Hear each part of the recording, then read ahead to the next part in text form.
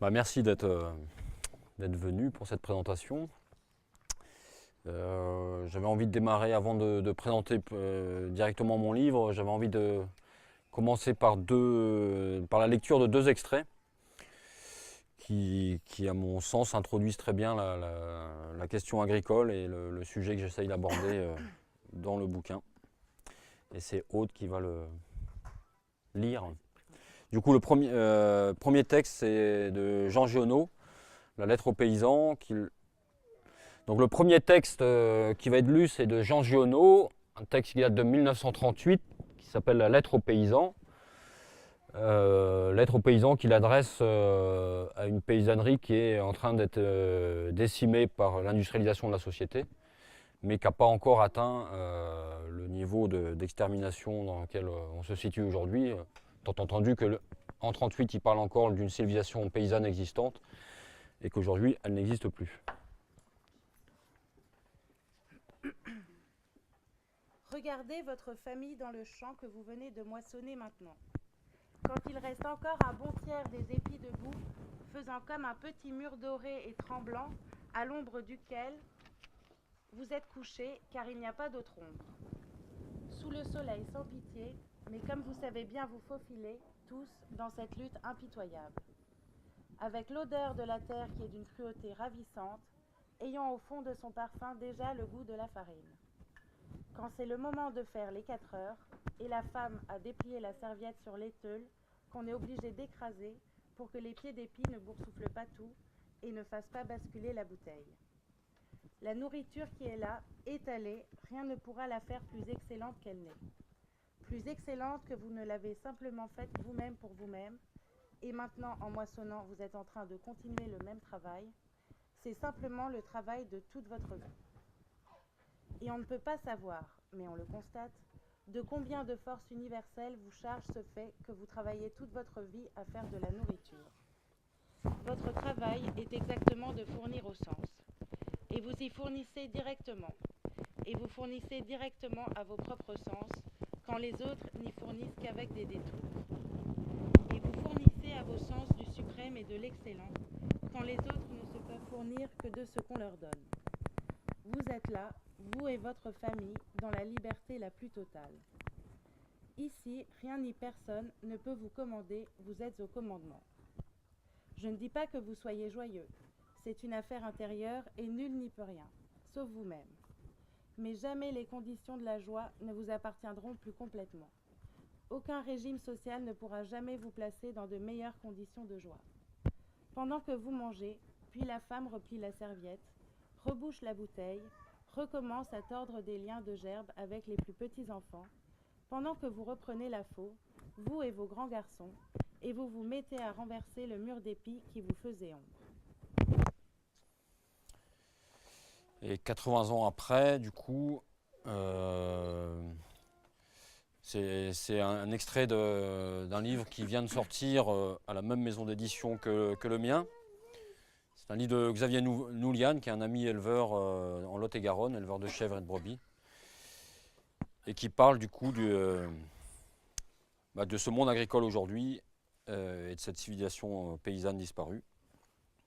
Il était ingénieur à Ronde-Poulenc, a démissionné pour se faire paysan, et c'est ce qu'il évoque dans cet extrait.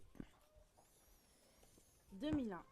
3 ans après mon embauche chez Ronde-Poulenc, au moment même où l'on me proposait de prendre la direction du laboratoire de recherche dans lequel je travaillais, j'annonçais ma décision de démissionner. N'ayant pas caché que je quittais la maison pour faire de l'élevage de brebis, je fus un jour convoquée par le chef de service du département environnement sans connaître la raison de ma convocation. Une fois arrivé dans son bureau, voilà qu'il se lance dans une évocation ahurissante de son enfance dans la campagne normande et se mit à me dire combien, à presque 50 ans, il avait rêvé de faire comme moi et retourner chez lui, redémarrer la ferme de son grand-père en ne m'épargnant aucun des clichés que l'on peut imaginer sur le sujet. En l'écoutant, je réalisais l'écart générationnel qu'il y avait entre nous. Il était évident pour moi qu'en quittant mon poste et la vie qui allait avec, je ne faisais pas un retour à la campagne. La petite ville rurale que j'avais quittée après mes études n'était déjà plus la campagne à l'époque où je l'avais quittée, du moins dans le sens où il l'entendait. C'était un monde en cours de transformation, et qui, au cours de sa transformation, avait naturellement, ou plutôt logiquement, balayé l'ancien monde que ce chef de service prétendait avoir connu. En venant travailler chez Rhône Poulenc, je n'avais pas quitté un monde pour entrer dans un autre, comme son discours le suggérait. Je n'avais pas quitté le monde industriel, ni l'urbanisation qui lui est consubstantielle, ni l'organisation et les rapports sociaux qui l'engendrent. J'étais seulement passé d'une facette de la société industrielle à une autre. Il ne se rendait plus compte que le monde dont il parlait n'existait plus, qu'il avait déjà disparu. Il y avait donc un malentendu entre nous. Lui pouvait encore se permettre de vivre dans un imaginaire lorsqu'il retournait chez lui. À moi, cela serait à jamais interdit. Du côté des paysans, cela fait longtemps que le cultivateur ne voit plus le pain lorsqu'il travaille ses champs ou moissonne ses blés. Cela fait longtemps qu'il ne nourrit plus personne, ni lui ni les autres. Il est pourvoyeur de matières premières. De toute façon, cela fait également longtemps que le consommateur ne voit plus les champs de blé lorsqu'il consomme son petit pain trop mou, chevauché d'un steak haché trop cuit. Parce que nourrir, ce n'est plus produire de la nourriture, mais c'est assurer et maîtriser toute la chaîne d'alimentation entre la production et la consommation. C'est l'État qui nourrit, ce ne sont plus les paysans. Voilà, j'avais envie de partir de ces deux extraits, parce que pour moi, en fait, ils expriment assez justement l'ambiguïté qui est attachée au terme paysan encore aujourd'hui. Enfin, c'est d'ailleurs pour ça que j'ai voulu appeler mon livre « Le paysan impossible ». C'est pour dire l'impossibilité aujourd'hui de se dire paysan sans raconter un mensonge. Et parce que en fait, la civilisation paysanne n'existe plus, que être agriculteur aujourd'hui, ça n'a absolument rien à voir avec être paysan il y a 100 ans, que le monde qui va avec a disparu, mais que malgré tout, j'ai voulu appeler ce bouquin « Le paysan impossible ». C'était aussi pour moi l'impossibilité de, quand même malgré tout, de se passer du terme paysan, parce que d'une part il est très beau, que cet imaginaire que par exemple on retrouve chez Giono me touche énormément, et que c'est entre autres pour ça que j'ai essayé de me faire agriculteur depuis quelques années,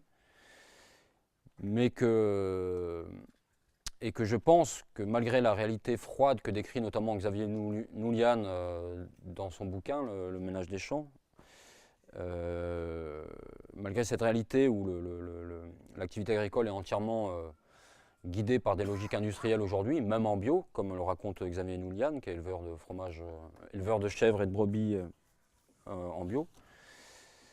Ben malgré ça, malgré cette réalité, je considère qu'aujourd'hui l'attachement que j'ai à rester agriculteur, il a à voir avec ce dont Giono parle et de la liberté dont il parle, que même si de manière générale cette liberté n'existe plus quand on se fait agriculteur, elle est quand même là par trace, c'est-à-dire qu'il y a encore possibilité de quelques journées dans l'année de ne pas être avec une montre en main à calculer son temps, à calculer ses gestes et sa productivité, et que la fréquentation de ce sentiment-là de liberté est suffisamment précieux pour moi pour me dire qu'il y a quelque chose à sauver en fait autour de la question agricole, autour de se faire agriculteur, et que notamment il y a quelque chose à sauver contre l'industrialisation de ce monde-là, et que de pouvoir encore être attaché à la vie agricole, pour moi c'est une manière aussi de mieux comprendre notre ennemi entre guillemets, c'est-à-dire les pouvoirs auxquels on fait face, et les dispositifs de gestion dans lesquels on est pris, et que du coup mon bouquin en fait a été une aventure un peu de réflexion, d'analyse sur de quoi l'agriculteur est aujourd'hui l'objet, de quel pouvoir il est l'objet, de quel dispositif de gestion, et que, comme le dit Xavier Noulian, en fait, forcément sur ce chemin-là de chercher ces lieux de pouvoir, je suis forcément tombé sur l'État. L'État qui, en France, sous forme de ce que j'appelle dans mon bouquin une administration de l'alimentation de masse. Donc cette administration, pour moi, a pris corps dans les années 30 véritablement, pour prendre toute son ampleur dans les années 60, et qu'on vit aujourd'hui, alors que beaucoup parlent de libéralisme sauvage pour qualifier l'économie dans laquelle on est étranglé. Le problème d'utiliser le terme de libéralisme sauvage, en fait, c'est qu'on a tendance à croire que plus on avance dans l'histoire, plus l'État disparaîtrait et laisserait la place à la libre concurrence, à la libre jeu du marché, au libre jeu du marché. Et que mon bouquin, en fait, vient à rebrousse-poil de cette analyse et vient démontrer qu'en fait, nos vies sont plus que jamais prises en charge, administrées, et administrées notamment par cette administration de l'alimentation de masse quand on veut se faire agriculteur. Et alors j'ai mis 4 ans à écrire ce bouquin parce que l'affaire n'est pas simple quand on touche à l'agriculture, c'est que les mécanismes de pouvoir, les politiques agricoles ont toujours été particulièrement complexes, au point où la majorité des paysans et des agriculteurs ont toujours été un peu aveugles devant les pouvoirs qui les prenaient en charge. Et qu'en plus de ça, non seulement la réalité est complexe, mais elle est en plus émaillée d'une série de faux-semblants que sont notamment les luttes paysannes. Et je prends du coup beaucoup de temps dans mon bouquin à la fois d'écrire l'administration agricole, les politiques agricoles, mais aussi la manière dont les paysans ont réagi à ces politiques et leurs syndicats, que ce soit la FNSEA ou la Confédération paysanne, pour n'en citer que 2. Et j'explique comment en fait les luttes paysannes, j'essaye d'expliquer comment ces luttes paysannes cachent en fait en permanence l'essentiel des jeux de pouvoir, et que là où ces luttes se donnent le sentiment et se donnent l'image de vouloir émanciper le paysan, elles ont systématiquement contribué à renforcer l'administration et donc l'encadrement de l'agriculteur. Et que notamment on l'a vu, c'est ce que j'appelle dans mon bouquin du coup une fiction libérale dans laquelle on est pris, et qu'on l'a vu notamment très fortement au moment du mouvement des bonnets rouges et de la crise agricole qu'on vit d'ailleurs encore aujourd'hui, mais qui a commencé en 2013 notamment en Bretagne. Et ce mouvement des bonnets rouges, en fait, il a très bien reflété en fait que derrière cette fiction libérale, il y a un échiquier politique qui se partage en deux. On a d'un côté les libéraux, incarnés classiquement en agriculture par les chefs d'entreprise capitalistes, eux-mêmes incarnés par la FNSEA. Ces libéraux clament en permanence, dénoncent en permanence l'interventionnisme d'État, le fait qu'il y aurait trop d'État. Là, l'histoire des bonnets rouges, par exemple, c'était l'écotaxe, une taxe encore de plus, une taxe en trop. Et de l'autre côté, les antilibéraux,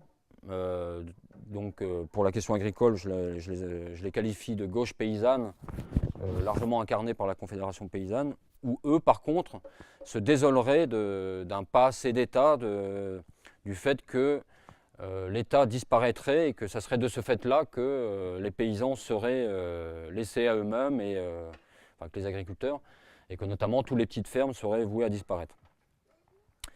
Et que en fait, cette manière de regarder la politique, d'analyser la situation, en fait, elle a l'avantage en fait, que systématiquement, que ce soit des libéraux ou de la part des libéraux ou des antilibéraux, on ne voit pas du tout clairement le rôle de l'État dans l'histoire. Et on ne voit surtout pas que l'administration agricole se renforce chaque jour un peu plus. Et donc en fait, l'idée aussi d'écrire ce livre, c'était justement de plus en pouvoir en fait, de cet aveuglement et de me dire que j'ai été animateur à la Confédération paysanne, j'étais salarié militant pendant 5 ans, à la fin des années 90, et que depuis je me suis fait agriculteur, d'abord éleveur de brebis, aujourd'hui avec Aude, éleveur et maraîcher surtout, à Carentoire. Et que depuis, je n'ai vu que, de la part de la gauche paysanne en tout cas, ce à quoi j'ai assisté, c'est à la perte de toute velléité de conflit, notamment avec cette administration, et une espèce de repli syndical qui me désespère, et que écrire ce bouquin, c'était l'idée aussi d'essayer de partager un goût pour reprendre le conflit face à cette administration omniprésente et qui dicte tous nos faits et gestes quasiment dès qu'on décide d'être agriculteur. Alors je vais essayer de ne pas être trop long sur la présentation du livre proprement dit. J'ai juste envie de prendre un élément qui est l'élément un peu central de mon bouquin, qui est la mutation des politiques agricoles communes mis en place à partir des années 90. Donc je vais surtout et essentiellement parler de la politique agricole commune de l'Europe en fait. Et du coup, je vais le faire en 2 temps. Donc je vais évoquer ce qu'elle a été en fait de 62 à 92, donc la première forme de politique agricole commune, et ce qu'elle est devenue depuis, pour essayer d'expliquer comment en fait aujourd'hui on est pris dans cette administration. Et surtout pour expliquer que cette administration n'est pas en train de se saboter elle-même pour être de moins en moins présente, mais qu'elle est de plus en plus présente. Et en fait, mon bouquin, quasiment toute la moitié du livre, en fait, parle de l'époque actuelle, de cette politique agricole que j'appelle, en fait, dans laquelle on est pris aujourd'hui, depuis 20 ans, que j'appelle la gestion par les normes, c'est-à-dire que l'agriculteur aujourd'hui est essentiellement géré par ce qu'on appelle les normes environnementales et sanitaires, et que pour comprendre cette mutation, pourquoi en fait à partir de 92 en fait c'est devenu le levier essentiel d'organisation de la production et des producteurs, j'avais envie de revenir sur ce qu'était la politique agricole avant 92. Et dans le bouquin, cette politique, je la qualifie de gestion par les crises de surproduction. C'est-à-dire que pendant 30 ans, l'Europe et l'État français, entre autres, se sont donné les moyens, non pas de gérer les producteurs directement, mais de gérer le marché des denrées alimentaires. Et que... J'essaye de retrouver le fil. Donc d'essayer de gérer les denrées, c'est-à-dire que l'idée pour l'administration à cette époque-là, c'était elle était multiple. C'était d'exterminer la civilisation paysanne, clairement. C'est-à-dire que, par exemple, De Gaulle, en 1960, avait annoncé qu'en 10 ans, il fallait que la population agricole passe de 2 millions de personnes à 1 million, ce qui a été atteint. En fait, depuis cette époque-là, de 1960 à aujourd'hui, en fait, c'est près de 2 millions de paysans qui ont été supprimés. Donc ça, c'était une volonté claire de l'administration, qu'elle soit européenne ou française, dans un but simple, en fait, qui était que l'agriculture devienne le fleuron industriel de l'Europe et de la France. C'est-à-dire qu'elle participe de manière essentielle à fabriquer une balance commerciale excédentaire pour la France et pour l'Europe. Et l'autre motivation centrale dans ces politiques agricoles à partir des années 60, c'est que le budget des ménages soit de moins en moins consacré à l'alimentation pour libérer le potentiel de développement des autres industries du confort moderne, pour qu'il y ait de l'argent dans les ménages pour développer ces autres industries.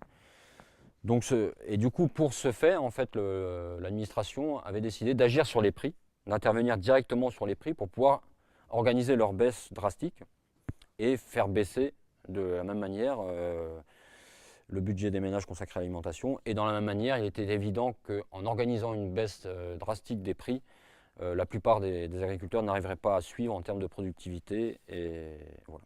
Donc c'est ce qui s'est passé. J'avais envie de... et du coup, l'élément qui va de pair avec cette volonté politique, c'était bien entendu d'établir en fait de véritables empires agroalimentaires, à l'image de ceux qui existent aujourd'hui, qui ont commencé à exister dans les années 60. C'est par exemple le groupe Avril, dont Xavier Belin, qui est mort il y a quelques mois, était le président. Donc c'est la plus grosse, Xavier Belin qui était aussi président de la FNSEA, donc c'est la plus grosse multinationale française agroalimentaire. À l'image de Doux aussi, l'industriel de l'élevage de volailles. Donc premier exportateur de volailles en Europe jusqu'à peu. Le groupe Lactalis, par exemple, également français, une des premières multinationales du lait au monde. Et un autre groupe qui a connu du coup sa fortune, qui a fait fortune à partir des années 60, dont je parle beaucoup dans le bouquin, parce qu'il est, voilà, je suis issu de cette région-là, c'est la SICA de Saint-Paul-de-Léon, donc coopérative de légumiers, eux aussi qui doivent leur pouvoir, leur puissance économique et leur fortune à ces politiques agricoles qui ont commencé dans les années 60. Donc j'avais envie d'essayer de les expliquer un petit peu parce que pour montrer à quel point la puissance de l'administration n'a pas disparu aujourd'hui, j'avais envie d'expliquer comment elle intervenait dans les années 60, 70, 80, 90. Et donc cette manière d'agir sur les prix était absolument pervers et judicieux à la fois. C'est-à-dire que dans un système capitaliste, il est bien entendu contre-indiqué de gérer complètement les prix. Donc pendant 30 ans, ce qui s'est passé, c'est que l'Europe a laissé le marché fixer les prix agricoles, mais il était entendu que lorsque les prix, dans une crise de surproduction, par exemple, comme on en vit depuis 2013 en Europe, lorsque les prix baisseraient de trop, il était entendu que l'administration interviendrait avec des aides publiques pour faire remonter les prix. Alors cette manière d'intervenir, il y avait essentiellement 3 éléments, je ne vais pas rentrer dans les détails, mais il y avait des aides à l'exportation, c'est-à-dire que l'idée était que s'il y a trop de production, c'est ça qui fait baisser les prix, donc il faut exporter la surproduction pour faire remonter les prix, donc ce qu'on a appelé les restitutions. Il y avait un autre élément d'intervention, c'était le stockage. Là aussi, pour diminuer la surproduction présente sur le marché, on stocke les denrées non périssables, notamment, comme la viande qui peut se stocker ou assez longtemps, notamment sur pied, quand les animaux sont encore vivants, mais aussi les céréales qui peuvent facilement se stocker. Et l'autre élément d'intervention, c'était la destruction pure et simple de la surproduction, ce qui s'est beaucoup pratiqué en légumes. Et ce qu'il y a de magnifique dans ce système-là, c'est que, bien entendu, ces aides publiques en cas de crise de surproduction n'étaient pas du tout prévues pour aller au bénéfice de tous les producteurs, mais seulement au bénéfice de ces empires agroalimentaires qui se sont du coup constitués sur ces rentes de situation. C'est-à-dire Doux pour le poulet, le groupe Avril notamment pour les céréales, et la CICA de Saint-Paul-de-Léon pour les légumes, sont des puissances capitalistes qui se sont construites sur ces rentes financières qui ont duré essentiellement 30 ans. Si on rentre dans les détails, on voit que certaines de ces aides-là durent encore aujourd'hui, mais qu'à partir de 92, en fait, elles vont progressivement disparaître et que la politique agricole commune va changer de levier d'intervention. Et du coup, si on résume en fait cette période-là de politique agricole commune, en fait, le principe était simple, c'est qu'on encourage en fait les agriculteurs à surproduire, mais on n'aidera que les surproducteurs. C'est-à-dire ceux qui se sont donné les moyens d'une plus grande productivité vont participer essentiellement à la surproduction, et c'est ces seuls producteurs qui vont être aidés. Forcément, avec une telle politique, il était certain que tous ceux qui ne jouaient pas le jeu de se moderniser et de rentrer dans une course folle à la productivité étaient éliminés par ce mode de gestion, par les crises de surproduction. Donc ça, ça a été le système que l'agriculture européenne a vécu jusqu'en 92. À partir de 92, on va changer de système et on va rentrer dans un mécanisme que j'appelle de gestion par les normes environnementales et sanitaires. Et en fait, on peut, je me pose la question dans le bouquin de pourquoi, en fait, à cette période, l'administration a ressenti le besoin de changer de levier de pouvoir. Et que, pour moi, il y a plusieurs éléments qui ont joué, et notamment si on revient au concept que j'ai évoqué rapidement tout à l'heure, qu'on est dans une fiction libérale, enfin, qu'on essaye de nous raconter que l'État est absent ou doit disparaître pour laisser la place au libre jeu du marché et de la concurrence. À cette période-là, en fait, il devenait de manière de plus en plus notoire que l'administration intervenait de manière drastique auprès des agriculteurs et que notamment, il commençait à être de notoriété publique que les céréaliers, français notamment, étaient les principaux bénéficiaires de ces aides publiques et que les céréaliers en France étaient loin d'être les agriculteurs les plus miséreux. Et que c'était même les représentants de l'agriculture capitaliste fortunée et qui a réussi, quoi. Et du coup, à ce moment-là, en fait, en 91 par exemple, juste avant la réforme de la PAC de 92, les céréales, donc, du coup, en cas de surproduction, étaient stockées via les moyens financiers de l'Europe. En 91, en fait, les céréaliers avaient pris tellement l'habitude de surproduire que, parce qu'ils savaient que l'Europe allait systématiquement financer le stockage de la surproduction, qu'en fait on était arrivé à avoir un niveau de stockage de la surproduction de 25 millions de tonnes au niveau européen. Et que pour ça, pour une administration qui essaye de faire des économies, ça a commencé à être difficile à assumer, et que c'était d'autant plus difficile à assumer que dans le système mis en place, en fait, à la fois, on savait que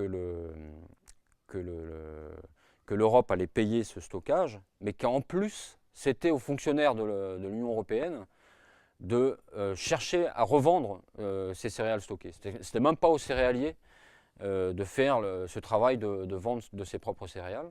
Donc en fait, les technocrates de Bruxelles se faisaient vendeurs sur le marché international des céréales, et que ça commençait à être difficile à assumer, d'autant plus que je vous rappelle, en 91, on est 2 ans après la chute du mur, et que l'Occident capitaliste a besoin de se démarquer de l'économie administrée soviétique, et que là c'était un peu dur à assumer d'afficher qu'en fait cette Europe, cet Occident capitaliste était largement aussi interventionniste et avait administré largement autant son agriculture que l'Union soviétique. L'autre élément de contexte en 92 pour justifier cette réforme, c'est qu'il y a de plus en plus de mouvements se revendiquant écologistes qui rentrent en guerre contre cette agriculture industrielle, contre ce qu'on appelait le productivisme. Et qu'en même temps qu'il y a ce mouvement de contestation de l'agriculture industrielle, les gouvernements eux-mêmes sont en train de se rendre compte que l'écologie en fait est loin d'être une contrainte contre les affaires économiques, vis-à-vis des affaires économiques, mais qu'après tout l'écologie c'est ni plus ni moins qu'une optimisation de la gestion comptable des écosystèmes, et que ça serait bien malheureux si ce n'était pas en même temps l'occasion d'optimiser la gestion comptable des entreprises et des profits. Et que du coup, c'est à ce moment-là qu'il y a la conférence de Rio sur le développement durable en 92.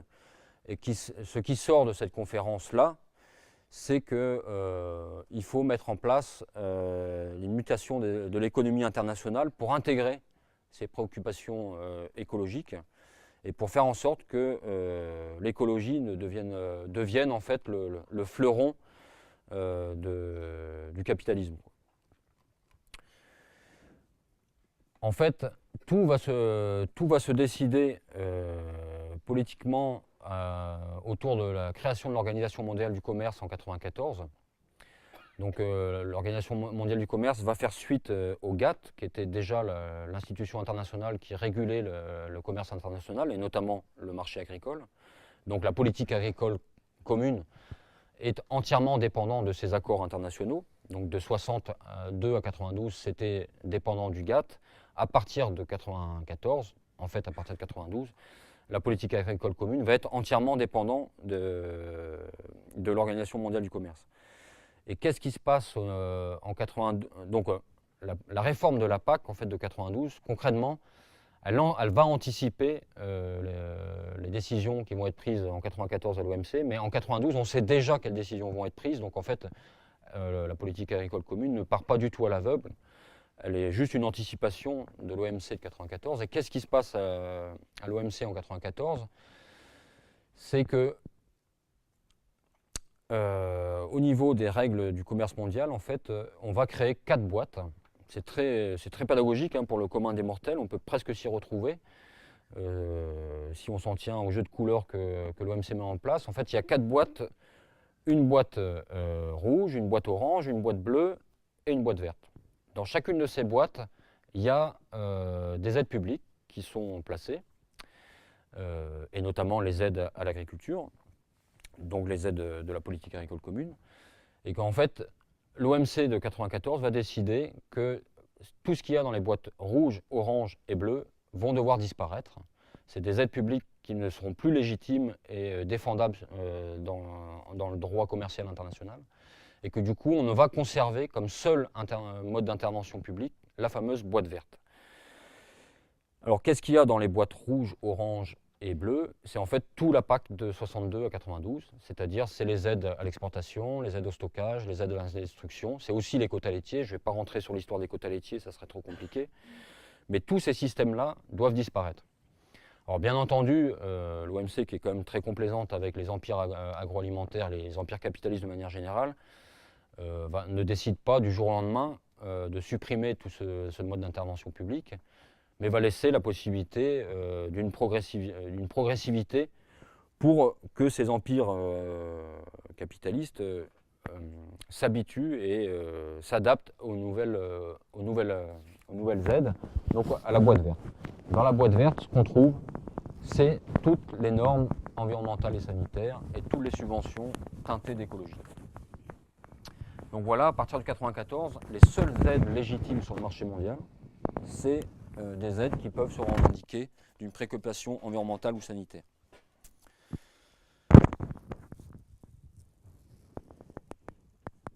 Juste comme anecdote, pour vous montrer à quel point en fait, cette réforme a été progressive, la crise qu'on vit depuis 2013 en agriculture en France, notamment et en Bretagne encore plus, c'est parce que l'Europe et la France ont mis en fait presque 20 ans, enfin plus de 20 ans, à supprimer l'ensemble de ces aides-là, et que si les aides de 62 à 92, les aides à l'exportation, tout ça, et si par exemple les cochonniers et les volaillers, enfin si Doux par exemple et Gade en Bretagne ont fait faillite à partir de 2013, ou en tout cas ont mis en scène leur faillite, c'est parce qu'à 2013, toutes les aides à l'exportation ont été supprimées, et que par exemple Doux, qui s'est engraissé sur ces aides-là pendant des décennies, encore en 2012, touchait 65 millions d'euros d'aide à l'exportation de l'Union européenne. Soit dit en passant, 65 millions d'euros, c'est 90% des aides à l'exportation que l'Union européenne versait aux industriels de la volaille en 2012. Autrement dit, Doux était le seul à être resté à l'ancien temps et à prendre le magot jusqu'au bout, quoi, en fait. Et du coup, cette faillite qu'il a organisée en 2013, au 1er janvier 2013, est une faillite consciente. Il savait très bien, puisque Doux a participé comme lobbyiste en 1994 à changer les règles du jeu du commerce mondial. Il savait très bien que de toute façon, ces aides à l'exportation dont il avait, sur la base desquelles il avait construit son économie, allaient disparaître. Mais il savait très bien aussi, et ça c'est ce que j'explique dans le bouquin, à quoi servent les luttes paysannes, que de faire faillite allait engendrer une contestation en Bretagne de la part des éleveurs autant que des salariés des abattoirs, et qui savait très bien qu'une telle contestation allait encore faire en sorte que l'administration intervienne toujours plus pour sauver ces misérables industriels laissés face à la loi du marché sauvage.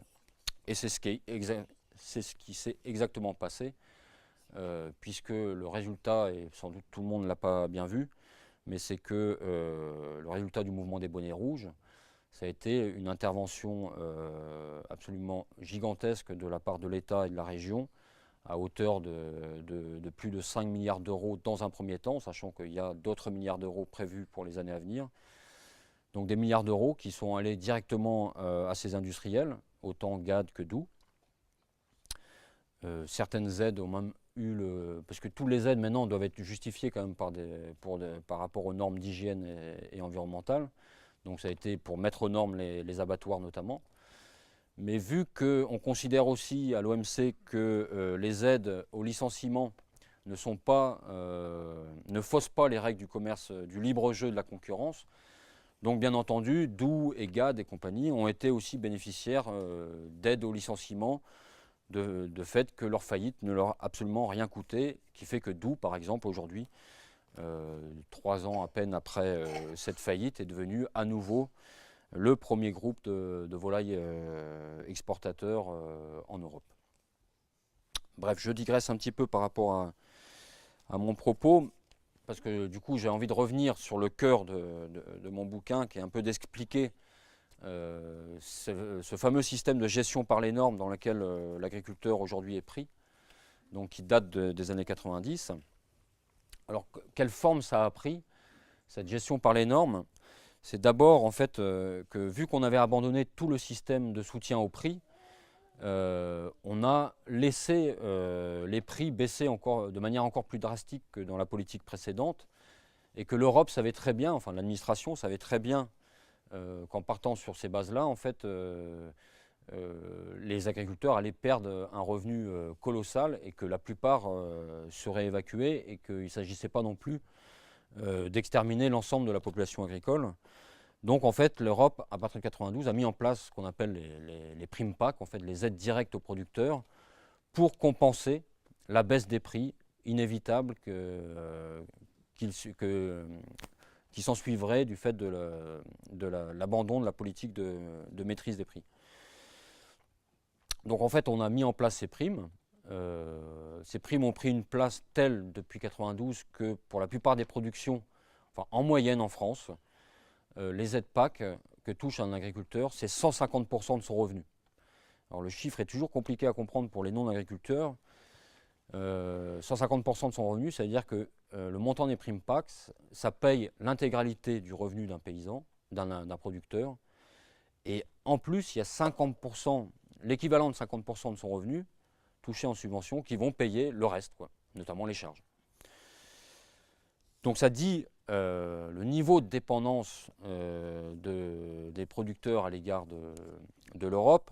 Ça dit aussi le comique de situation quand on entend la gauche paysanne se scandaliser d'une dérégulation et d'un désengagement de l'intervention publique sur le marché mondial, enfin sur le marché agricole.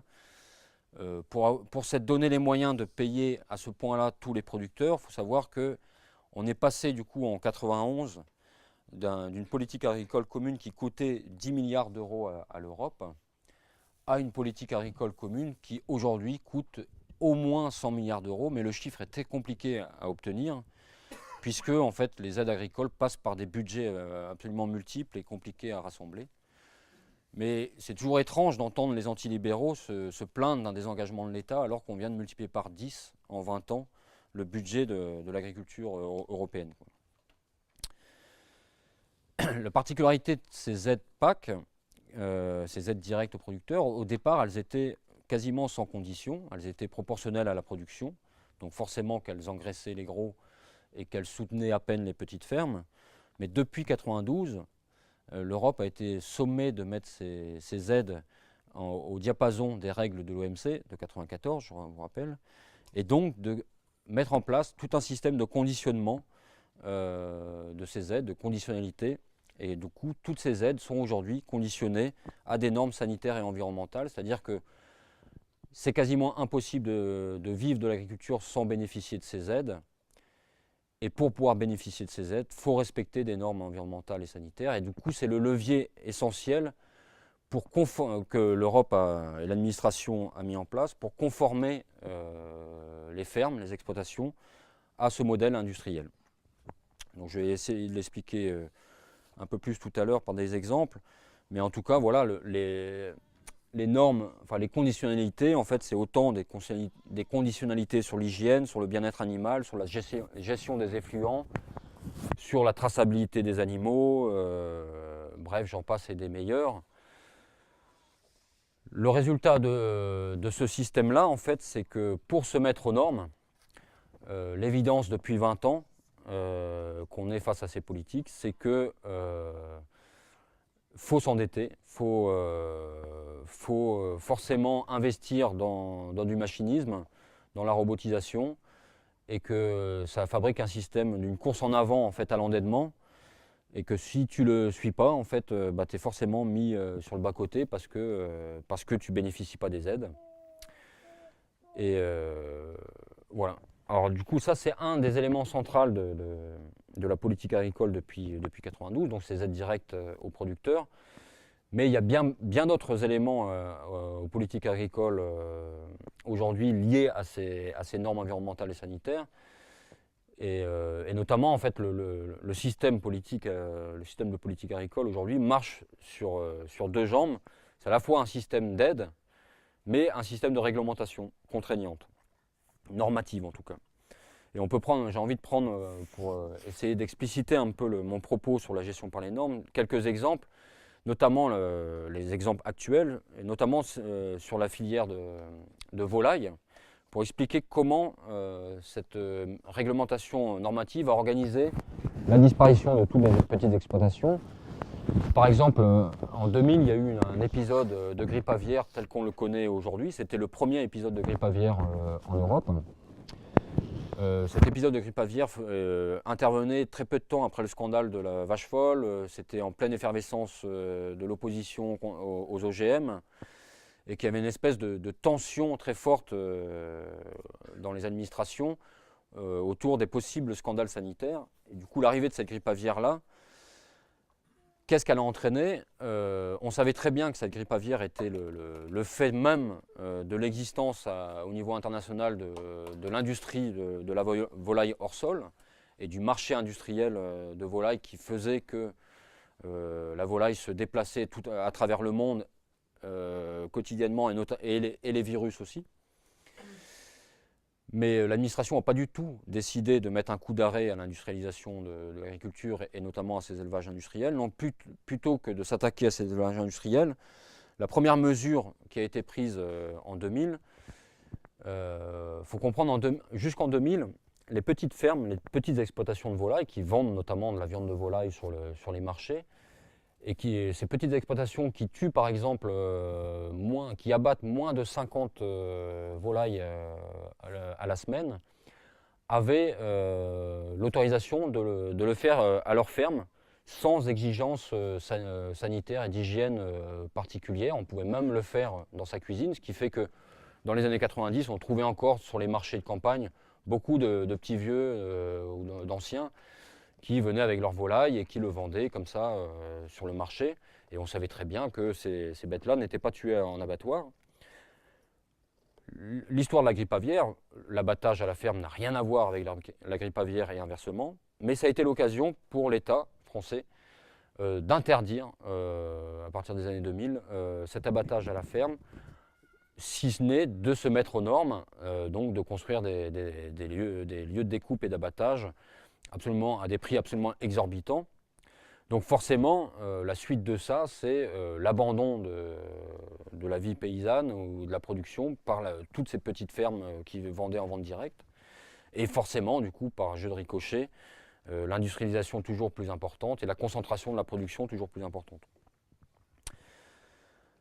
Toujours sur cette question de la volaille, il y a un ami l'autre jour, je ne sais pas s'il est là, qui livre en œuf la map de la Gacilly, pardon, qui nous expliquait qu'il était en train de faire des travaux sur sa ferme, des travaux de mise aux normes, là encore, de mise aux normes sanitaires, soi-disant, parce que en fait, désormais, pour pouvoir vendre sur le marché, il était obligé d'avoir une calibreuse de ses œufs aux normes, et que le prix de cette mise aux normes de sa calibreuse n'était rien que moins de 60 000 €. Donc voilà la capacité énorme de l'administration à intervenir sur la vie d'une ferme, c'est que d'un seul coup, cette personne qui vend tous ses œufs en direct s'est retrouvée avec l'obligation de faire un investissement de 60 000 €. Et encore, il me disait que ça aurait été 100 000 € si son bâtiment sous lequel il a mis la calibreuse n'était pas en partie déjà construit. Toujours sur la volaille, et toujours au nom du bien-être animal, de l'écologie, le lobby écolo européen a réussi à obtenir de l'administration européenne que désormais, à partir de 2020, il n'y aurait plus le droit d'élever les poules pondeuses en cage et que tous les élevages devaient avoir une aire de parcours extérieur pour la volaille. Alors, tout le monde va se dire super, enfin on enraye le processus d'industrialisation en mettant des contraintes plutôt heureuses, de laisser les poules aller gambader dehors. Mais la chose merveilleuse, je l'ai lu dans Ouest France l'autre jour, c'était une interview du directeur du fameux groupe Avril, que j'ai déjà évoqué, donc première multinationale de l'agroalimentaire en France, donc qui est leader dans les céréales, puisque c'est son secteur historique, mais qui est aussi leader en volaille, il est leader en cochon. En fait, les céréaliers français, pour le dire vite, derrière le groupe Avril, ont absolument racheté toutes les filières de France. Je l'explique un peu dans mon bouquin, l'histoire de la place hégémonique des céréaliers en France et dans les politiques agricoles. Donc en fait, je lisais dans Ouest France il y a quelques semaines, du coup, au moment où apparaissait publiquement le fait que aujourd'hui, à partir de 2020, tous les élevages de volailles devaient permettre aux volailles d'aller dehors. Ce directeur, du coup, annonçait la bonne nouvelle, c'est que grâce à cette mise aux normes, en fait, 25% des exploitations ne pourraient pas se mettre aux normes, puisque l'endettement serait insupportable pour ces éleveurs, et que malgré les subventions, encore une fois, très copieuses, dont vont bénéficier ces éleveurs, bah, malgré ça, les plus petits, en fait, l'endettement sera insupportable. Donc, chose merveilleuse, le groupe Avril se félicitait que, encore une fois, on allait accélérer la concentration de la production grâce aux militants véganes de la cause animale et compagnie. On voit bien, l'écologie, c'est une chose merveilleuse quand même, on en fait des belles choses. Le gag, en fait, c'est que, en même temps que l'Europe annonçait que désormais toutes les volailles européennes devraient avoir la possibilité d'aller faire un tour dehors, bah, malheureusement, on a encore subi une grippe aviaire ces derniers temps en France et en Europe. Donc la même administration vient quand même de décider cette année que tous les éleveurs en plein air en France devraient rentrer leurs volailles, puisque aujourd'hui c'est dangereux si les volailles vont dehors à cause de la grippe aviaire. Donc on voit bien à quel point cette gestion par les normes est absolument une arme fatale pour toutes les petites exploitations, puisque ces normes-là n'ont pas du tout pour but de gérer les risques sanitaires ni les risques environnementaux, mais qui sont par contre très, très utiles pour gérer les producteurs et gérer notamment l'écrémage et la concentration de la production. Qu'est-ce qui coûte cher dans le fait, par exemple, là, de devoir remettre des volailles dehors? C'est parce que les producteurs, ils n'ont plus de terrain, il faut qu'ils en rachètent? Parce que ça veut dire changer les bâtiments. Bah, ça veut dire que les bâtiments ne peuvent plus être les mêmes, le système d'alimentation va devoir forcément changer. Enfin, bon, il y a un éleveur de volailles que je devine dans la salle qui pourrait mieux le dire, mais en tout cas, il y a beaucoup d'éléments qui changent. Il faut déjà avoir la surface. Il y a peut-être certains éleveurs n'ont pas les terres à côté, collées. Voilà, que dire d'autre. Enfin, on voit bien, rien qu'une calibreuse à changer pour un éleveur de volailles en œufs bio, c'est 60 000 €. Enfin, on imagine bien. Enfin, le comble, en fait, c'est qu'il y avait une norme européenne il y a quelques années qui redimensionnait la taille des cages au nom du bien-être des poules. Donc, en fait, les éleveurs de volailles viennent de subir, en fait, déjà un réinvestissement colossal il y a quelques années. Et quelques années après, on dit que cette norme-là est obsolète. Donc il faut changer. Et que dans les paroles du groupe Avril, on voit bien que ces normes-là ne sont en rien une gêne pour ces industriels, en fait. Puisque ce qui importe à ces industriels, c'est la concentration de la production, c'est là qu'ils font des économies d'échelle. Moins ils ont de trajets à faire pour aller collecter les œufs ou la volaille dans les campagnes, plus ces gens-là font de la marge, quoi.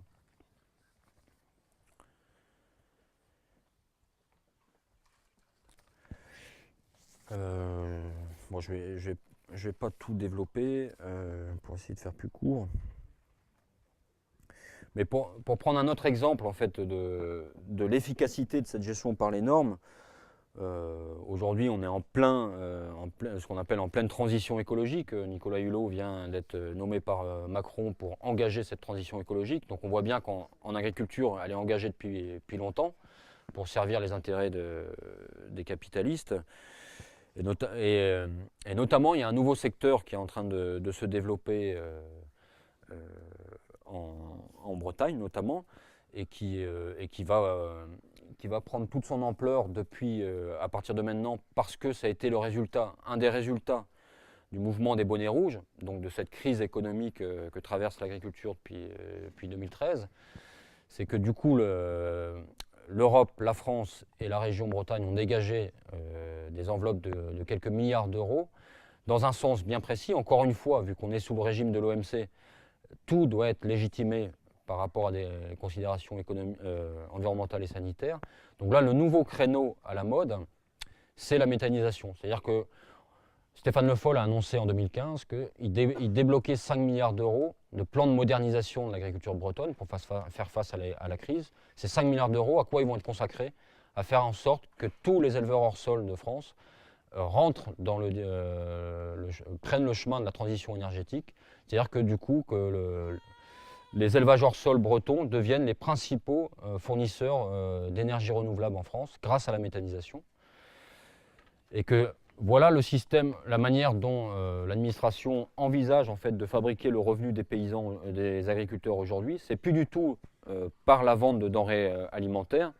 Ça fait des lustres d'ailleurs que l'Europe, que ces politiques agricoles ont décidé de faire en sorte que ça ne sera jamais le revenu de l'agriculteur ne sera jamais fabriqué par la vente des produits, mais par les aides, par les subventions ou par des marchés parallèles forcément subventionnés par l'État. Donc la transition énergétique et ce nouveau marché parallèle, historiquement les éleveurs hors sol bretons ont passé les crises grâce aux aides de l'Europe directement dédiées à l'agriculture, mais aussi avec leur capacité en période de faste, c'est-à-dire quand les prix du cochon par exemple n'étaient pas bas, c'est-à-dire qu'ils étaient élevés et que les cochonniers s'enrichissaient à vue d'œil.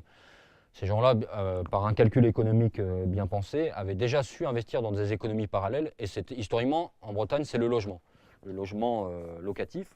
C'est-à-dire que la plupart des cochonniers que j'ai connus en Bretagne depuis 20 ans sont tous des énormes propriétaires immobiliers, notamment de logements étudiants à Rennes. Et que ça a assuré le revenu de l'agriculteur dans les périodes de crise. Aujourd'hui, l'idée, c'est que ce soit l'électricité, l'énergie produite sur une ferme à partir de la méthanisation, mais aussi à partir des panneaux solaires. Aujourd'hui, les panneaux solaires subventionnés à nouveau par l'État sont présents sur quasiment tous les hangars industriels des agriculteurs. De même qu'on trouve de plus en plus d'éoliennes dans les champs, et ces éoliennes ne sont pas dans n'importe quel champ, sont dans des champs de paysans, d'agriculteurs. Et encore une fois, c'est eux qui touchent les royalties. Donc tout ça pour dire qu'au nom de la transition écologique, c'est une nouvelle fois l'agriculture industrielle qui est en train de bénéficier de toutes les subventions aux énergies renouvelables.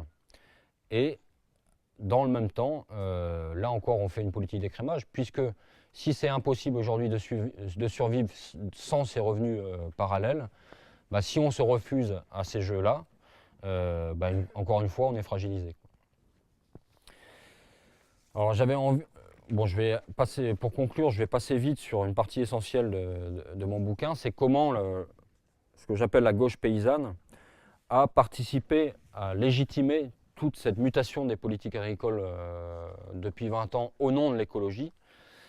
Je préfère vous laisser lire le bouquin pour rentrer dans les détails, notamment j'ai vécu cette histoire-là à la Confédération paysanne à la fin des années 90, notamment la manière dont la Confédération paysanne a été un lobby hyper actif auprès du gouvernement de la gauche plurielle de l'époque. Et il y avait à l'époque, à la fin des années 90, au ministère de l'Environnement, Dominique Voynet d'Europe Écologie Les Verts et Louis Lepinsec au ministère de l'Agriculture, ancien adhérent de la Conf. Ces amis politiques de la Confédération paysanne ont mis en place les politiques de mise aux normes des élevages industriels en Bretagne sous la pression de la rue. Et que le gag, en fait, c'est que ces politiques agricoles, ces politiques de mise aux normes, en fait, voulues par la gauche paysanne et par le mouvement écologiste, a été le moyen essentiel d'accélération de la disparition de toutes les petites fermes hors sol. Certes, elles étaient hors sol, mais elles étaient petites, plus petites que ceux qui ont survécu. Et que le comble de ces politiques agricoles menées avec la pression de la Confédération paysanne, c'est non seulement donc elles ont conduit à la suppression de toutes ces petites exploitations, enfin Loïc en est un des exemples, mais qu'en plus, du coup, il y a eu un paquet de subventions absolument colossales pour la mise aux normes de ceux qui ont survécu, donc les gros, mais qu'en plus, alors qu'à l'époque, le mouvement écolo de la fin des années 90 se scandalisait de tous les agrandissements illégaux qui avaient été menés, non seulement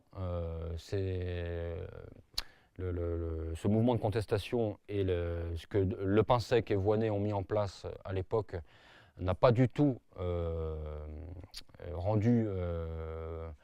attaqué pénalement ces agrandissements, mais vu que, toujours dans cette question de fiction libérale, on a présenté les politiques de mise aux normes comme des politiques contre l'élevage industriel breton, la FNSEA était mécontente.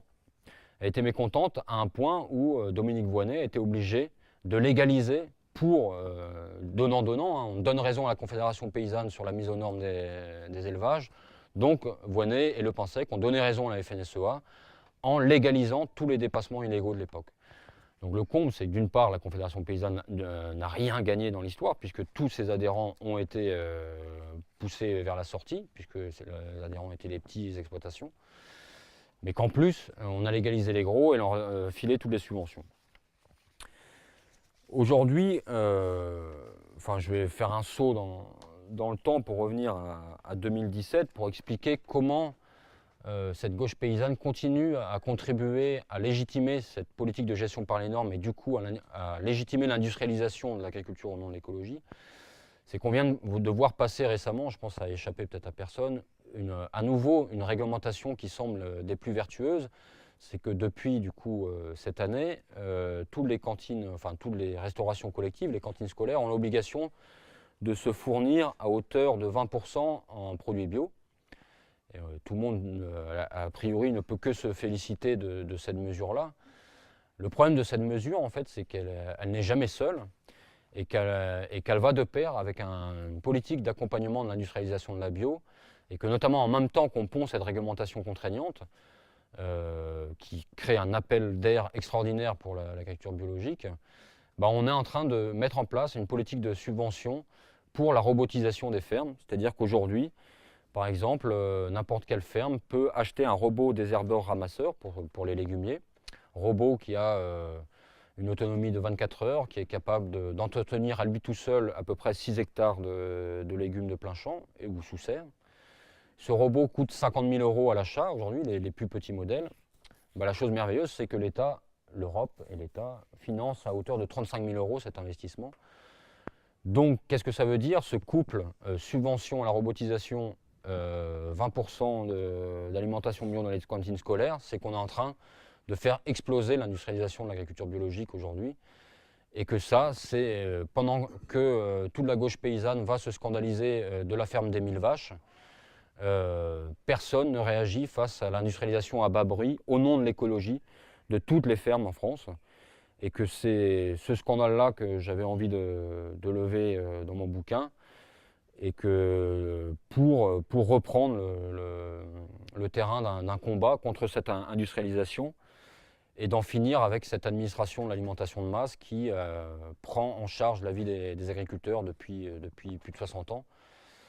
Et que notamment le coup de pied que j'avais envie de donner dans l'histoire, c'était ce coup de pied à la gauche paysanne. J'ai vécu son entrée dans ce qu'on appelle la cogestion à la fin des années 90, c'est que tous les groupes, les organisations de la gauche paysanne, que ce soit Confédération paysanne, les mouvements bio, etc., ont accepté à partir de la fin des années 90, justement quand Le Pinsec était au ministère de l'Agriculture, de rentrer dans les instances administratives, de faire comme la FNSEA, de co-gérer l'agriculture, donc de participer activement à légitimer le travail de l'administration de l'alimentation de masse. Et l'idée de mon bouquin, c'est de rompre avec ce cheminement-là et de retrouver le goût du conflit et remettre au cœur de la question agricole, non plus seulement la question écologique, qui a été complètement manipulée par l'État et les capitalistes, mais remettre au cœur la question de notre niveau d'exploitation en tant que travailleurs de la terre. C'est qu'aujourd'hui, même en bio, alors qu'on a le sentiment que les prix étant plus élevés, la vie serait plus tranquille, en fait on est soumis à des régimes d'exploitation absolument terrifiants. Il est toujours possible d'y trouver du plaisir, mais c'est évident qu'on ne trouvera personne à s'installer, en tout cas personne. Qu'on ne va pas multiplier le nombre d'installations chaque année en conservant une telle dureté de l'activité agricole. qu'elle soit bio ou pas, quoi, en fait. Voilà, je propose de m'arrêter là et de laisser la place à la discussion.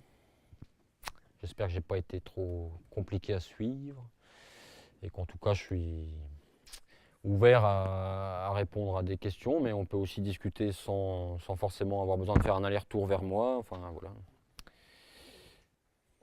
Après, ouais, on peut le regarder comme ça, mais en même temps, dans l'intention de l'administration, elle n'est pas du tout de défendre tous les producteurs. On l'avait vu, parce qu'en fait, cette mise en place des prix garantis à partir de 62, en fait, ce qui se passe en 62, c'est que ces prix garantis sont généralisés à toutes les productions en Europe. Mais en fait, ça existait déjà en fait, depuis 1936. C'est le Front populaire, mouvement de résistance ouvrière, qui avait mis en place ce système de prix garantis, mais pour seulement une filière, les céréaliers. Et c'est de 1936 que date la fortune et la construction des empires capitalistes céréaliers. C'est grâce au Front populaire. Parce qu'en fait, en 1936, en fait, les céréaliers sont dans la merde complète. Le prix a chuté de manière colossale. Et d'un seul coup, alors que tout le reste de la profession refuse l'intervention de l'État, les seuls à dire mais oui, mais pourquoi on n'accepterait pas les aides de l'État, c'est les céréaliers. Et ils ont fait fortune parce que ce système-là est fait pour ceux qui acceptent de suivre l'augmentation de la productivité permanente, puisque en fait, ce système de prix garanti, il a été très pervers, parce que ce prix garanti a toujours baissé, quoi. Chaque année, en fait, au niveau européen, le prix garanti il était revu à la baisse. C'est-à-dire que pour ne pas être dans la merde, et pour pouvoir supporter ce prix garanti, il a toujours fallu entrer dans une course à l'agrandissement et à la productivité. Donc c'est vrai que le paysan était naïf dans ce système-là, mais c'est que de toute façon, c'était pas possible de faire autrement, puisque ce qu'on a appelé le prix d'intervention, en fait, c'était le prix en dessous duquel l'Europe intervenait pour faire remonter les prix, ont été des prix qui chaque année ont été organisés à la baisse pour que les petites fermes familiales disparaissent, quoi, en fait, parce qu'il fallait des grosses exploitations pour faire en sorte que l'agriculture soit une économie exportatrice en Europe, quoi. Et que c'est des fausses bonnes intentions, en fait.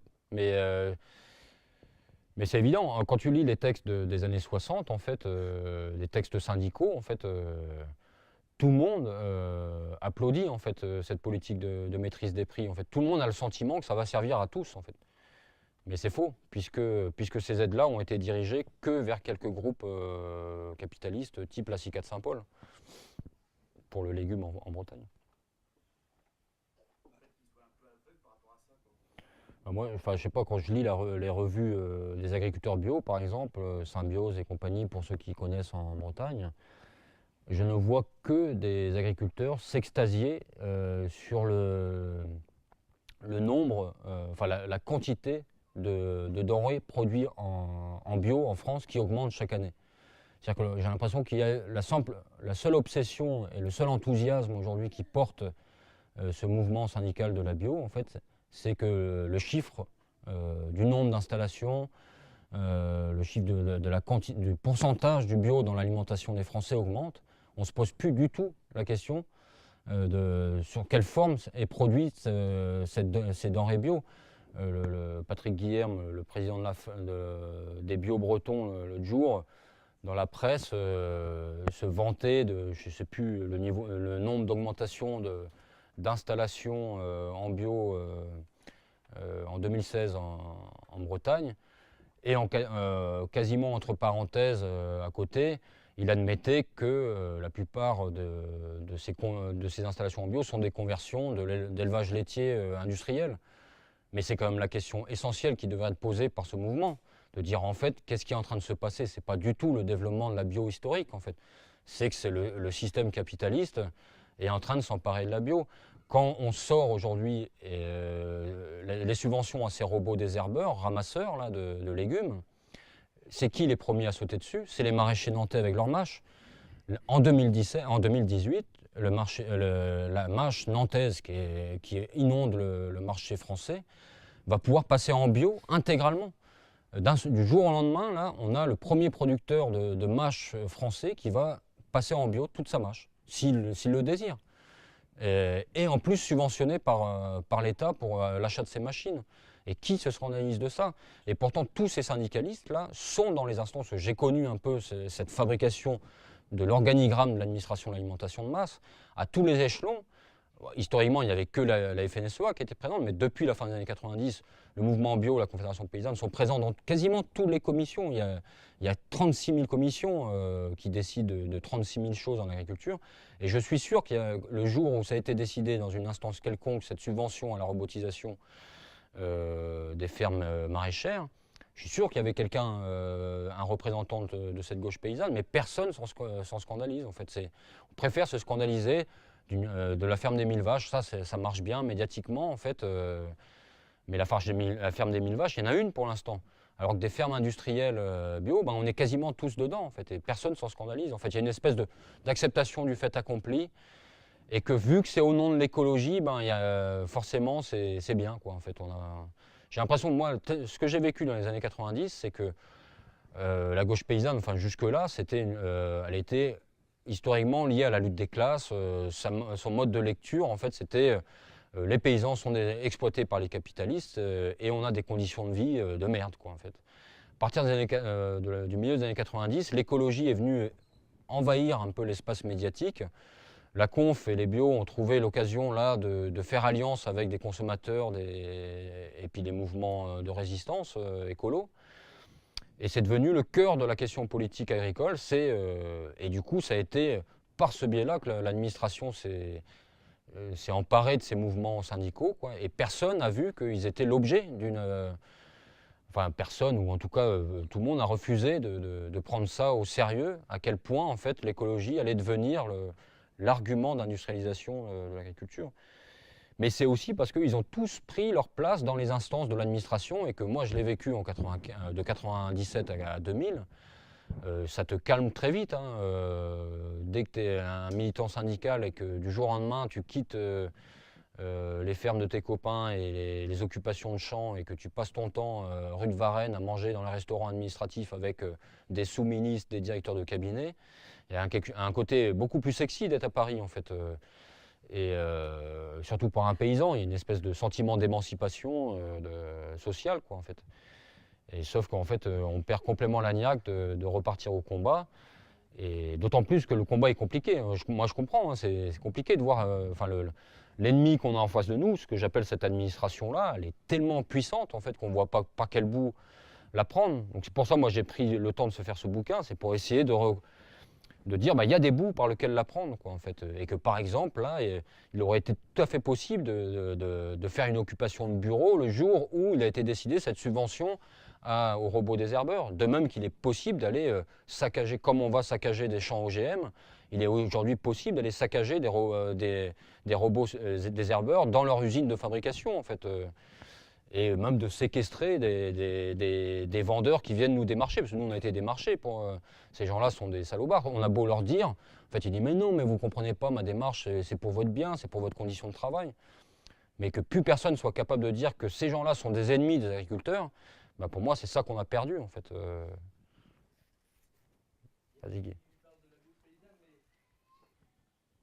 Mais je rends hommage, d'ailleurs dans mon bouquin, je rends hommage à ces paysans dont tu fais partie, Guy, de ta génération, qui ont fondé les paysans travailleurs, donc qui étaient l'ancêtre de la Confédération paysanne, parce que pour moi, il y avait une combativité à ce moment-là, en fait, qui était énorme. Tu as une capacité à rentrer dans un rapport de force direct avec celui qui exploitait les paysans, que ce soit le Crédit Agricole, la MSA, et aussi l'administration, dans son rôle de distribution du foncier, des aides à l'installation, etc. Enfin, il y a eu à l'époque, et moi je l'ai vécu encore jusqu'en 97, en fait, quand je t'ai rencontré à ce moment-là, il y avait encore beaucoup d'occupations de foncières, en fait. La Conf, elle avait encore la niaque pour aller occuper des terres qui est promis à l'agrandissement pour l'installation de jeunes.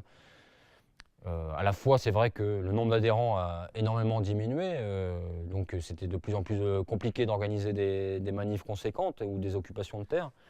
Mais en plus, voilà, on est rentré dans le jeu de l'administration, dans ces commissions, et on a cru qu'en étant dans les commissions, on arriverait... C'est sûr que les commissions, elles apportent beaucoup d'informations, hein, ça c'est non négligeable. Mais en même temps, c'est aussi une bonne manière de ne plus s'énerver, quoi, en fait. Et que surtout, ça accapare un nombre d'heures militants absolument incroyable, en fait. Aujourd'hui, si on prend au sérieux la cogestion dans un syndicat agricole, en fait, il y a la moitié des syndicalistes les plus actifs qui passent tout leur temps dans les commissions, quoi. Et du coup, tu n'as pas le temps d'aller occuper une usine ou des terres de quoi que ce soit, quoi.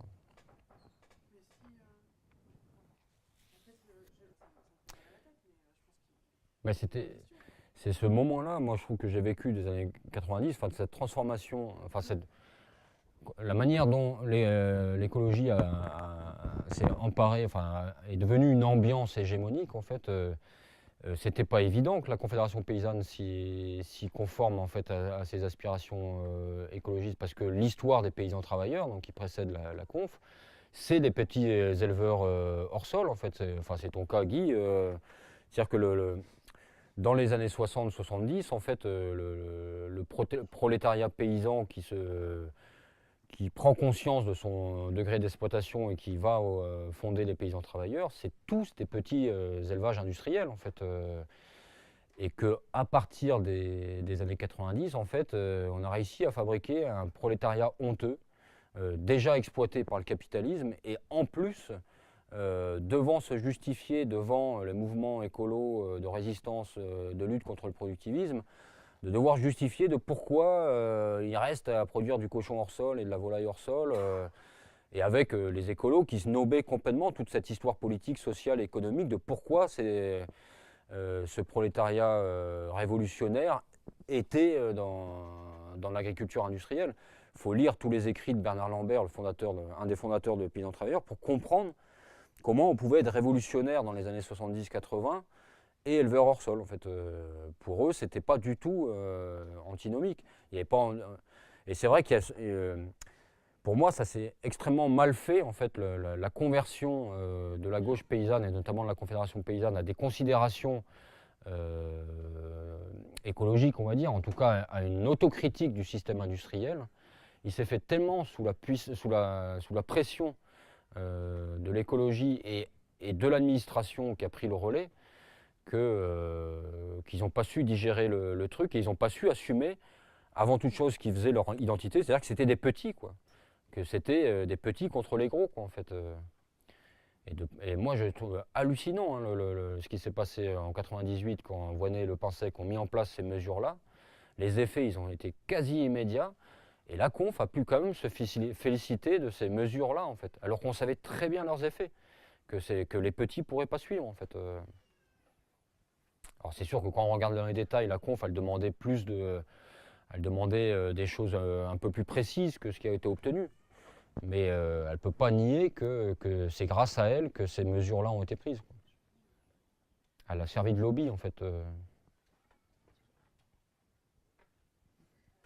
Mais c'est sûr que cette question sociale a disparu. En fait, la taille des fermes n'est plus du tout le cœur de la question agricole aujourd'hui, comme elle a été, qu'elle était il y a encore 20 ans, quoi. Ce qui fait que le président de la FRAP, des bio-bretons, peut se féliciter de l'augmentation des fermes bio-industrielles gigantesques, quoi, en fait.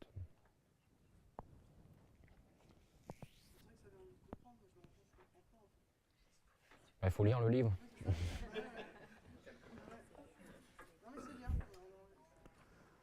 Non, mais je ne vais pas tout expliquer là non plus. Je vais pas... Le livre est une marchandise, je suis censé la vendre. Oui, c'est un vrai défi parce que c'est vrai que beaucoup de gens qui ont lu le livre de Xavier Noulian, qui est là aussi sur la table, là, Le Ménage des champs, lui ont fait la critique que c'était un portrait absolument repoussant et enfin, d'une froideur repoussante de l'activité agricole en fait aujourd'hui, de la décrire parce que du coup lui décrit son activité à l'image de son travail d'ingénieur à Ron-Poulac. Il dit il n'y a pas de différence en fait. Bon, en fait, au fond, quand on connaît le bonhomme et puis quand on lit le fait qu'il ait pris le temps d'écrire là-dessus, on sent bien qu'il y a un attachement à cette vie-là, malgré tout, en fait. mais il y met très peu de mots. Il y met des fois, quand il parle de comment il fabrique son fromage, en dehors des normes d'hygiène réglementaires.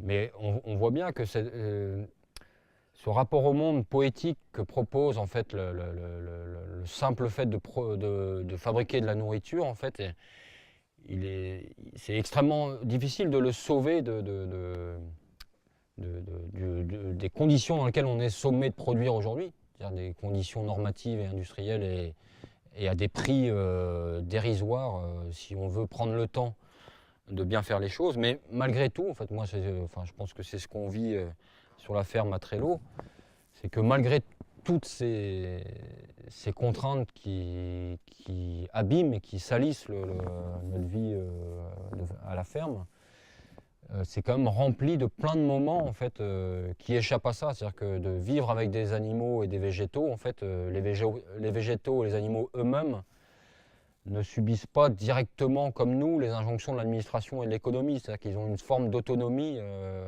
certains parlent d'autonomie du vivant, mais qui est très heureux de fréquenter en fait tous les jours. C'est-à-dire qu'on est heureusement surpris d'une plante ou d'un animal en fonction de son comportement, et que ça, l'administration, l'économie n'y est pour rien, quoi, en fait. Et de fréquenter ça quotidiennement, en fait, ces belles surprises ou ces mauvaises surprises, en fait, en tout cas quelque chose qui ne soit pas prévu, qui ne soit pas géré, tous les jours on le vit, quoi. Moi, en fait, mon bouquin, au fond, il décrit une haine profonde que j'ai de la gestion, enfin de l'univers gestionnaire, l'ambiance gestionnaire dans lequel on est, cette injonction à tout calculer, à tout mesurer, qui sert essentiellement le système capitaliste, quoi. Être agriculteur aujourd'hui, malgré cette nécessité d'être à un niveau de productivité non négligeable pour survivre à minima, y a plein de gestes de tous les jours que je fais sans calculer, sans mesurer, ne serait-ce que de me lever le matin, en fait. Bon, mon cerveau a intégré des choses que je ne voudrais pas, mais il se lève un peu à mon corps défendant des fois trop tôt. Mais en même temps, j'ai ce plaisir là, de ne pas avoir besoin de réveil. Et ça, on va dire, tout chef d'entreprise a ce plaisir-là a priori. Sauf que c'est un autre plaisir quand tu sais que c'est pour aller nourrir tes bêtes ou tu peux ne pas te lever là parce que tu sais que tes bêtes vont pouvoir s'occuper sans toi.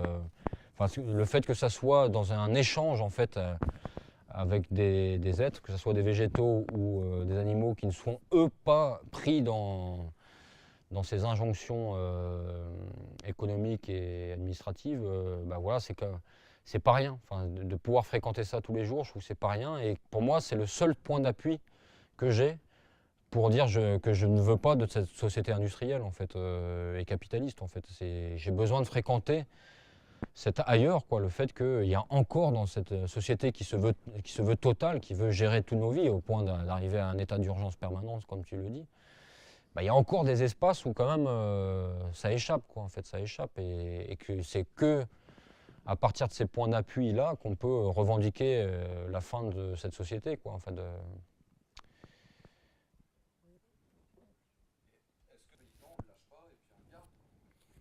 C'est bien pour ça que je l'ai mis sur la couverture, hein. Il a beau être accolé avec le terme impossible, c'était impossible pour moi de ne pas le mettre dans le titre, en fait. Mais en même temps, je pense que la condition pour aujourd'hui, on ne peut pas innocemment, je pense, user du terme paysan malheureusement aujourd'hui, malgré la simplicité de sa poésie. En fait, on aurait envie de pouvoir le dire très simplement, quoi, en fait. Or, il fait tellement l'objet de manipulation aujourd'hui, enfin d'utilisation à l'encontre même de ce qu'il est censé représenter, en fait, que c'est compliqué d'en faire un usage naïf, quoi. En fait, aujourd'hui, le terme paysan est plutôt le label donné par l'industrie aux produits authentiques de terroir industriel, en fait. Or, c'est pas de ça qu'on a envie, nous, d'exprimer, en fait. C'est vraiment, pour moi, en fait, le terme paysan, en faire encore usage, pour moi, c'est assumer à quel point il est antinomique avec le monde de la gestion et du calcul permanent dans lequel on vit aujourd'hui. Tu veux dire qu'on ne peut pas être paysan sans être révolutionnaire? Bah oui, de fait, ouais. Or, aujourd'hui, il est utilisé par tout le monde sauf les révolutionnaires.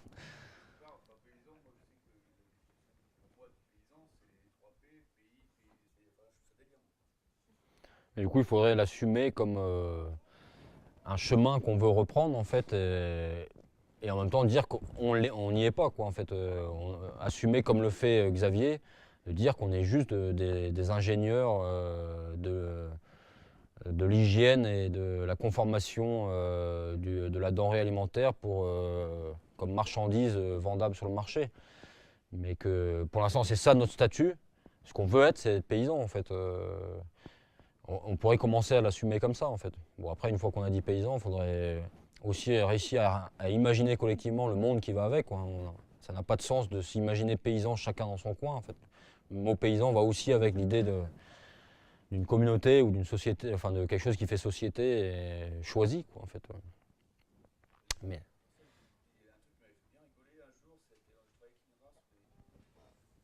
Mais ouais, mais après c'était, enfin je vois bien qu'on a besoin de faire ce travail-là, même collectivement peut-être, ou chacun dans son coin, mais de raconter c'est quoi qui nous attache à continuer à essayer d'être agriculteur, en fait, pour moi. Et c'est vrai qu'on l'exprime très peu, en fait. C'est vrai, enfin, je pense que culturellement, le paysan a été beaucoup travaillé à se présenter comme une éternelle victime, en fait. Enfin, je reviens beaucoup dans mon bouquin sur cette figure du paysan éternel victime, comment elle est utilisée en permanence pour dire on est tous des victimes et pour masquer le fait que derrière ça, il y a des antagonismes de classe au sein du monde agricole. Mais que mine de rien, et on le voit bien à chaque crise, en fait, cette facilité qu'a le paysan à se poser en victime, quoi. Enfin, et du coup, c'est vrai elle est rare la parole paysanne positive, quoi, en fait. Et en même temps, moi, j'ai pas envie non plus enfin, on est aussi dans une ambiance politique où il faut être positif à tout prix, qu'il y en a marre de ceux qui sont dans le négatif, que résister, ça sert à rien. Enfin, j'ai pas envie non plus de tomber dans ce travers-là, quoi, parce que moi, je pense que la confrontation, elle est indispensable et nécessaire.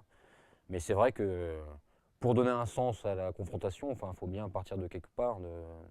Et ce quelque part, c'est forcément un attachement. Enfin, c'est bien parce qu'on n'est pas complètement désespéré et attaché à rien qu'on a envie de lutter, quoi, en fait.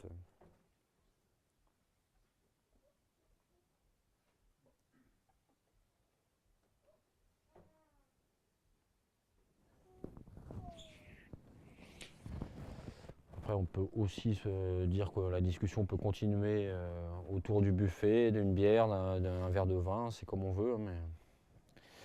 Bon, en tout cas, je commence à avoir soif et envie de fumer, mais...